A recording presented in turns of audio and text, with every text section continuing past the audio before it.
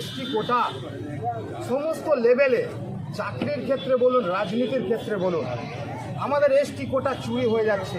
তারা কনভার্টেড, বিশেষ করে কনভার্টেড খ্রিস্টানরা, যে ওই রিজার্ভেশন চাকরি যেটা আছে ডিলিস্টিংটা করা হোক, চাকরিটা পুরো বাতিল করা হোক এবং প্রার্থনা বাকিটা আমাদের আদিবাসীর যে পশ্চিমবঙ্গে 16টি রিজার্ভেশন সিট রয়েছে তাতে যেন কোনো কনভার্টেড বিদেশি ধর্মান্তরিত কোনো প্রার্থীকে না নির্বাচন করা হয় এবং তাদেরকে টিকিট না দেওয়া হয়। রাজনৈতিক করছেন আপনারা।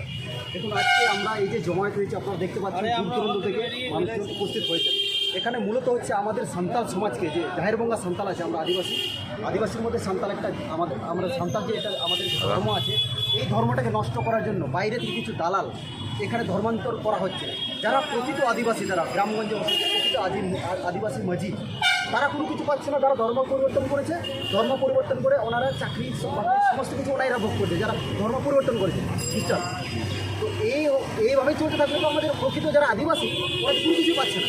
কতটা ধর্ম পরিবর্তন হয়েছে গত 1-2 বছরের মধ্যে? অনেক গাজনে হয়েছে মোটামুটি হিসাব মতন 8,800 গাজর ব্লক, হবিবপুর ব্লকে হয়েছে 11,000-এর মতো, তো বামনগোলাতে হয়েছে মোটামুটি ধরনের 3300-র মতো। গাজলে কত বললেন? 8,800। আচ্ছা, টোটাল জেলায় কত হয়েছে? টোটাল জেলায় এখনও পর্যন্ত গাজল, হবিবপুর, ওলমালদা এই 3টে বিধানসভা মিলিয়ে কাছাকাছি 20,000-এর মতো ধর্মান্তরিত, এবং তারা ব্যবহার করছে আবার ধর্মান্তরিত মানে অন্য ধর্ম হয়ে যাচ্ছে, তারা ব্যবহার করছে আবার এসটি রিজার্ভেশন।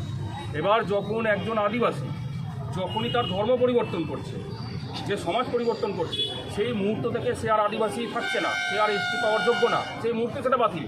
কিন্তু চাকরির ক্ষেত্রে বা পড়াশোনার ক্ষেত্রে তারা সেই রিজার্ভেশনের কোটাই ব্যবহার করছে। আমরা যেটা চাইছি যে ওই রিজার্ভেশন চাকরি যেটা আছে ডিলিস্টিংটা করা হোক, চাকরিটা পুরো বাতিল করা হোক এবং বিদেশিরা যারা অন্য ধর্ম লিখছে, ধরুন খ্রিস্টান লিখছে, তাদের এসটি রিজার্ভেশনটা বাতিল করা হোক।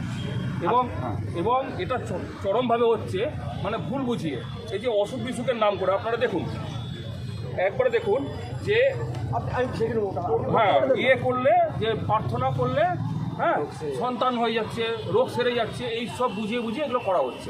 বাকিটা আমাদের দিলীপ আজকে আপনার দাবি থাকবে?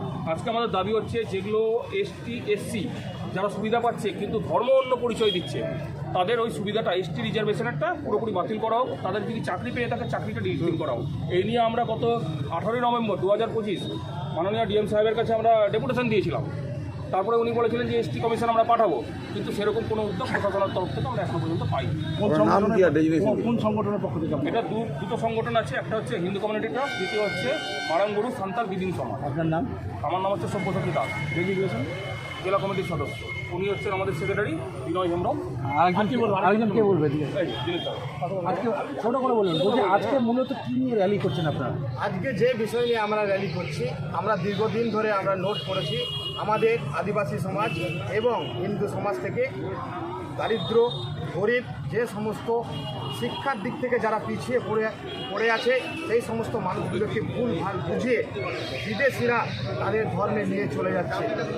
এবং আমাদের যে সমস্ত এসটি কোটা সমস্ত লেভেলে, চাকরির ক্ষেত্রে বলুন, রাজনীতির ক্ষেত্রে বলুন, আমাদের এসটি কোটা চুরি হয়ে যাচ্ছে।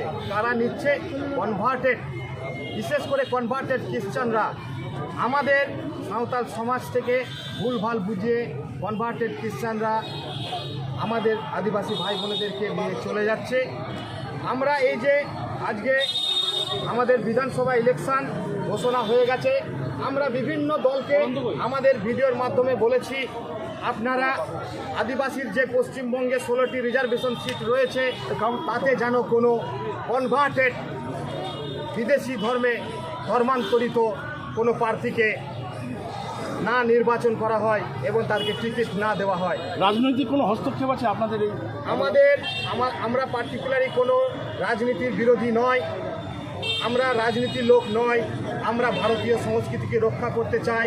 যে সমস্ত এমএলএ এমপিরা বিদেশি ধর্মান্তরিত হয়েছেন এবং এসটিদের কোটা থেকে তারা দাঁড়াচ্ছেন, দাঁড়িয়ে রাজনৈতিক পাওয়ারটা যখন হাতে পেয়ে যাচ্ছেন, অতি সহজে আমাদের আদিবাসী গরিব মানুষগুলোকে ধর্মান্তরিত করে ফেলছে তাদের প্রশাসনিক ক্ষমতার জোর দেখিয়ে। আপনার নাম আর ডেজিগনেশন? আমার নাম দিলীপ সরেন, আমি সামান্য সোশ্যাল ওয়ার্কারের কর্মী। চলো চলো।